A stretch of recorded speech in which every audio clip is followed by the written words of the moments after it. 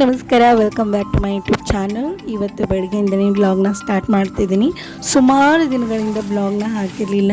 ಯಾಕಂತಂದರೆ ಊರಿಗೆ ಹೋಗಿದ್ವಿ, ಮಗನ ರಜೆ ಆಯ್ತಂದು. ಅಲ್ಲಿ ಕೂಡ ನಮ್ಮ ಮನೆ ಕನ್ಸ್ಟ್ರಕ್ಷನ್ ಕೆಲಸ ಇರೋದ್ರಿಂದ ಟೈಲ್ಸ್ ಹಾಕಲಿಕ್ಕೆ ಎಲ್ಲ ಲೇಬರ್ಸ್ ಬಂದಿದ್ದರು. ಅವ್ರಿಗೆಲ್ಲ ಊಟ ಆಗಿರ್ಬೋದು, ಅಡುಗೆ ಆಗಿರ್ಬೋದು ನಾವೇ ಮಾಡಬೇಕು. ಈ ವಿಡಿಯೋಸ್ ಮಾಡೋಕ್ಕೆಲ್ಲ ಟೈಮೇ ಸಿಗ್ತಾ ಇರಲಿಲ್ಲ.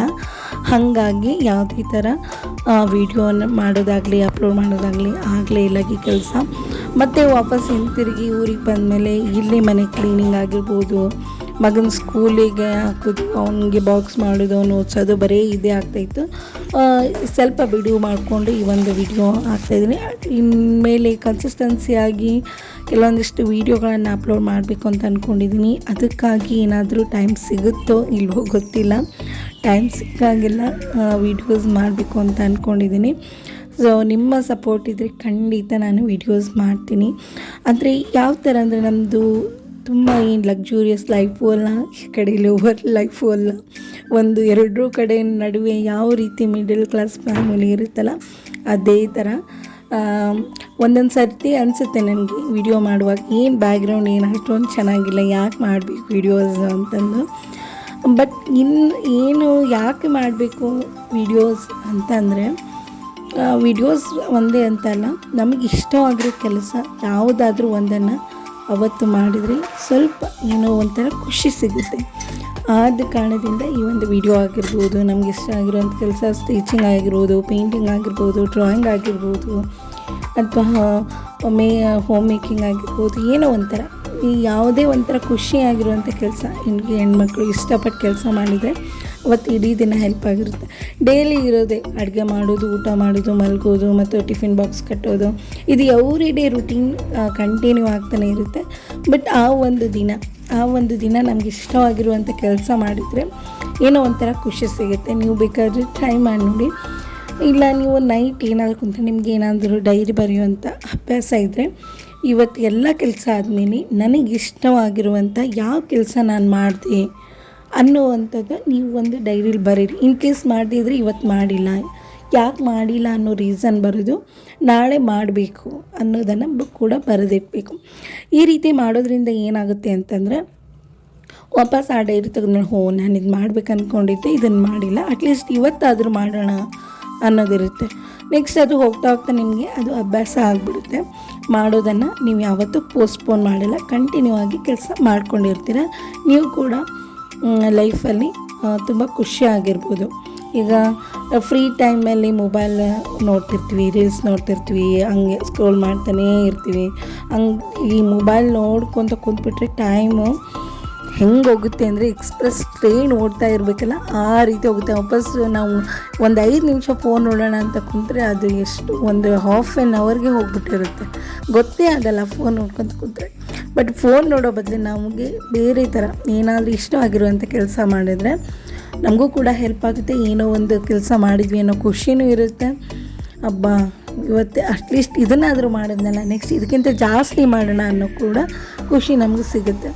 ಸೊ ಇವತ್ತು ನನ್ನ ರುಟೀನ್ ಆದಮೇಲೆ ಎಲ್ಲ ಕೆಲಸ ಮುಗಿಸ್ಕೊಂಡು ಪೂಜೆ ಕೂಡ ಮುಗಿಸಿದ್ದೀನಿ. ನನಗೆ ದೊಡ್ಡ ಮಗ ಸ್ಕೂಲಿಗೆ ಹೋಗ್ತಾನೆ, ಚಿಕ್ಕವನಿಗೆ ಸ್ವಲ್ಪ ಹೆಲ್ತ್ ಇಶ್ಯೂಸ್ ಇದೆ. ಅವನು ಕರ್ಕೊಂಡು ಕೆಲಸ ಎಲ್ಲ ಮುಗಿಸ್ಕೊಂಡು, ಯಾವುದೇ ರೀತಿ ಮಷಿನ್ಸ್ ಇಲ್ಲ ನಮ್ಮ ಮನೇಲಿ, ಮಿಕ್ಸಿ ಒಂದು ಬಿಟ್ಟು, ಆಮೇಲೆ ನನ್ನ ಒಂದು ಟೇಲರಿಂಗ್ ಮಷಿನ್ ಬಿಟ್ಟು ಇವೆರಡೇ ಮಷಿನ್ಸ್ ಇರೋದು. ಯಾವುದೇ ಥರ ವಾಷಿಂಗ್ ಮಷಿನ್ ಆಗಲಿ, ರೆಫ್ರಿಜಿರೇಟರ್ ಇದೆ, ವಾಷಿಂಗ್ ಮಷಿನ್ ಆಗಲಿ, ಡಿಶ್ ವಾಷರ್ ಆಗಲಿ, ಯಾವುದೇ ಎಲ್ಲ ಹ್ಯಾಂಡ್ಮೇಡು ನಮ್ಮದು. ಹೊರಗಡೆ ಸೊ ಕೈಲಿಂದನೇ ಎಲ್ಲ ಕೆಲಸ ಮಾಡುವಾಗ ನಾವು ಟಿಫನ್ ರೆಡಿ ಮಾಡೋಣ ಅಂತ ಅಂದ್ಕೊಂಡು ಸ್ವಲ್ಪ ಸೆಟ್ ದೋಸೆ ರೆಡಿ ಮಾಡ್ಕೊಳ್ಳೋಕ್ಕೆ ನಾನು ದೋಸೆ ಹಿಟ್ಟು ಕೂಡ ಕಲಿಸ್ಕೊಂಡಿರ್ತಿದ್ದೆ. ಅದಕ್ಕೆ ಸ್ವಲ್ಪ ಉಪ್ಪು, ಒಂದು ಸ್ವಲ್ಪ ಕೊತ್ತಂಬರಿ ಸೊಪ್ಪು, ನಿಮಗೆ ಬೇಕಂದರೆ ಸೋಡಾ ಹಾಕ್ಕೋಬೋದು ಅಥವಾ ಸ್ಕಿಪ್ ಕೂಡ ಮಾಡ್ಬೋದು. ನಾನು ಇಲ್ಲಿ ಸೋಡಾ ಹಾಕ್ತಾಯಿಲ್ಲ, ಜಸ್ಟ್ ಉಪ್ಪು ಮತ್ತು ಕೊತ್ತಂಬರಿ ಸೊಪ್ಪು ಅಷ್ಟೇ ಹಾಕ್ಕೊಂಡು ಚೆನ್ನಾಗಿ ಮಿಕ್ಸ್ ಮಾಡಿ ಎತ್ತಿಟ್ಕೊತಾ ಇದ್ದೀನಿ. ಈ ನಮ್ಮ ಸೈಡ್ ಇಲ್ಲಿ ಉತ್ತರ ಕರ್ನಾಟಕದಲ್ಲೆಲ್ಲ ಚಟ್ನಿ ಪುಡಿಗಳನ್ನು ಸ್ವಲ್ಪ ಜಾಸ್ತಿ ಮಾಡ್ತೀವಿ. ಉತ್ತರ ಕರ್ನಾಟಕ ಸೈಡ್ ಅಂದರೆ ಈ ನಮ್ಮ ಬಯಲುಸೀಮೆ ಸೈಡು ಈ ಶೇಂಗಾ ಪುಡಿ, ಕಡಲೆ ಪುಡಿ, ಗುರಾಳ್ ಪುಡಿ, ಅಗಸೆ ಪುಡಿ ಈ ಥರ ಎಲ್ಲ ಮಾಡ್ಕೊತೀವಿ. ಇಲ್ಲಿ ದೋಸೆಗೆಲ್ಲ ಚೆನ್ನಾಗಾಗುತ್ತೆ ಅಂತ ಶೇಂಗಾ ಪೌಡರ್ ರೆಡಿ ಮಾಡ್ಕೊತಾ ಇದ್ದೀನಿ.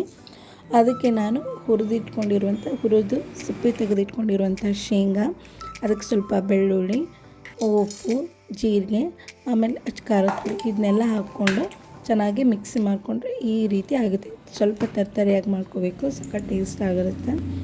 ಇದ್ರ ಜೊತೆಗೆ ದೋಸೆಗೆ ಸ್ವಲ್ಪ ಕೊಬ್ಬರಿ ಚಟ್ನಿ ಕೂಡ ಮಾಡ್ಕೊತಾ ಇದ್ದೆ. ಅದಕ್ಕೆ ಸ್ವಲ್ಪ ಕಟ್ ಮಾಡ್ಕೊಂಡಿರುವಂಥ ಕೊಬ್ಬರಿ, ಹಚ್ಚಿಗಡ್ಲೆ, ಬೆಳ್ಳುಳ್ಳಿ, ಅದ್ರಕ್ಕೆ ಸ್ವಲ್ಪ ನಿಮ್ಮ ಖಾರಕ್ಕೆ ಎಷ್ಟು ಬೇಕೋ ಅಷ್ಟು ಮೆಣಸಿನ್ಕಾಯಿ ಹಾಕ್ಕೋಬೇಕು. ನಾನು ಸ್ವಲ್ಪ ಹುಳಿಗೆ ಹುಣಸೆಹಣ್ಣು, ಸ್ವಲ್ಪ ಬೆಲ್ಲ, ಕೊತ್ತಂಬರಿ ಸೊಪ್ಪು, ಕರಿಬೇವು, ಜೀರಿಗೆ, ಉಪ್ಪು ಇದನ್ನೆಲ್ಲ ಹಾಕ್ಕೊಂಡು ಚೆನ್ನಾಗಿ ಮಿಕ್ಸ್ ಮಾಡ್ಕೋಬೇಕು. ಸಖತ್ ಟೇಸ್ಟಿಯಾಗಿರುವಂತಹ ಕೊಬ್ಬರಿ ಚಟ್ನಿ ರೆಡಿ ಆಗುತ್ತೆ. ನಾನು ಇಷ್ಟೇ ಹಾಕೋದು ಇಂಗ್ರೀಡಿಯೆಂಟ್ಸ್. ನಿಮ್ಗೆ ಯಾವ ರೀತಿ, ಕೆಲವರು ಈರುಳ್ಳಿ ಎಲ್ಲ ಹಾಕ್ತಾರೆ, ನಿಮ್ಮ ಇಷ್ಟ, ಹಾಕಿದರೆ ಹಾಕ್ಬೋದು, ಇಲ್ಲಾಂದರೆ ಸ್ಕಿಪ್ ಮಾಡ್ಬೋದು. ಸೊ ಇವತ್ತು ಸೆಟ್ ದೋಸೆ ಮಾಡ್ತಾಯಿದ್ದೀನಿ. ಸ್ವಲ್ಪ ತವ ಎಲ್ಲ ಬಿಸಿ ಆದಮೇಲೆ ಅದಕ್ಕೆ ಒಂದು ಸ್ವಲ್ಪ ಉಪ್ಪಿನ ನೀರು ಹಾಕ್ಬಿಟ್ಟು ಚೆನ್ನಾಗಿ ಕ್ಲೀನ್ ಮಾಡಿಕೊಂಡು ದೋಸೆ ಹಾಕ್ಕೊಂಡ್ರೆ ನಿಮಗೆ ಇಷ್ಟ ಆಗಿರುವಂಥ ಸೆಟ್ ದೋಸೆ ರೆಡಿ ಆಗುತ್ತೆ.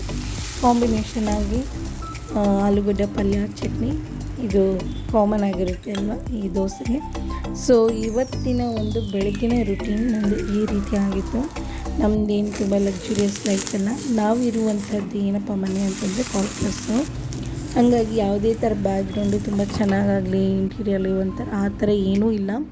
ಯಾಕಂದರೆ ನಾವು ಇದನ್ನೆಲ್ಲ ಆ ರೀತಿ ಎಲ್ಲ ಮಾಡ್ಕೋಬೇಕಂದ್ರೆ ನಾವು ಇಲ್ಲಿ ಎಷ್ಟು ದಿನ, ಎಷ್ಟು ವರ್ಷ ಇರ್ತೀವಿ ಅನ್ನೋದು ಗೊತ್ತಿರೋಂಗಿಲ್ಲ. ಊರು ಸೈಡ್ ಹೋಗಬೇಕಾಗಿರುತ್ತೆ. ಹಾಗಾಗಿ ಯಾವುದೇ ಥರ ಇಂಟೀರಿಯರ್ ಡಿಸೈನ್ಸ್ ಆಗಲಿ ಏನೂ ಇಲ್ಲ. ಅಂದರೆ ಜಸ್ಟ್ ಕೆಲವೊಮ್ಮೆ ಸ್ಟೋರೇಜ್ ಕೂಡ ನಮಗೆ ಇರೋಂಗಿಲ್ಲ. ಸೊ ಅದನ್ನು ನಿಮಗೆ ನೆಕ್ಸ್ಟ್ ಬ್ಲಾಗಲ್ಲಿ ತಿಳಿಸ್ತೀನಿ, ಯಾವ ರೀತಿ ಸ್ಟೋರೇಜ್ ಮಾಡ್ಕೊಂಡು ಸ್ಟೋರೇಜ್ ಇರಲಾರ್ದೇ ಅನ್ನೋದು ಕೂಡ ನಾನು ನಿಮಗೊಂದು ನೆಕ್ಸ್ಟ್ ಮುಂದೆ ಬರುವಂಥ ಬ್ಲಾಗಲ್ಲಿ ತಿಳಿಸ್ತೀನಿ. ಸೊ ಇದು ನಂದು ಜಸ್ಟ್ ಮಾರ್ನಿಂಗ್ ರುಟೀನು ಅಷ್ಟೇ. ಅಟ್ಲೀಸ್ಟ್ ಒಂದು ಡೈಲಿ ಲೈಫಲ್ಲಿ ನಮಗೆ ಹೆಣ್ಮಕ್ಳಿಗೆ ಇಷ್ಟ ಆಗಿರುವಂಥದ್ದು ಒಂದು ಕೆಲಸ ಮಾಡಿದ್ರೆ ಅದು ಕೂಡ ಖುಷಿ ಕೊಡುತ್ತೆ ಅನ್ನೋದ್ರ ಒಂದು ವಿಷಯ ಜೊತೆಗೆ ನನ್ನ ಒಂದು ಮಾರ್ನಿಂಗ್ ಬ್ಲಾಗ್ನ ಈ ಒಂದು ವಿಡಿಯೋದಲ್ಲಿ ತಿಳಿಸ್ತಾ ಇದ್ದೀನಿ. ಇನ್ ಕೇಸ್ ವಿಡಿಯೋ ಏನಾದರೂ ಇಷ್ಟ ಆದರೆ ಪ್ಲೀಸ್ ಲೈಕ್ ಮಾಡಿ, ಹಾಗೆ ನನ್ನ ಚಾನಲ್ಗೆ ಸಬ್ಸ್ಕ್ರೈಬ್ ಮಾಡೋದನ್ನು ಮರಿಬೇಡಿ ಅಂತ ಹೇಳ್ತಾ ಇವತ್ತಿನ ವಿಡಿಯೋನ ಏನು ಮಾಡ್ತಾಯಿದ್ದೀನಿ. ಎಲ್ರಿಗೂ ಥ್ಯಾಂಕ್ ಯು ಸೋ ಮಚ್.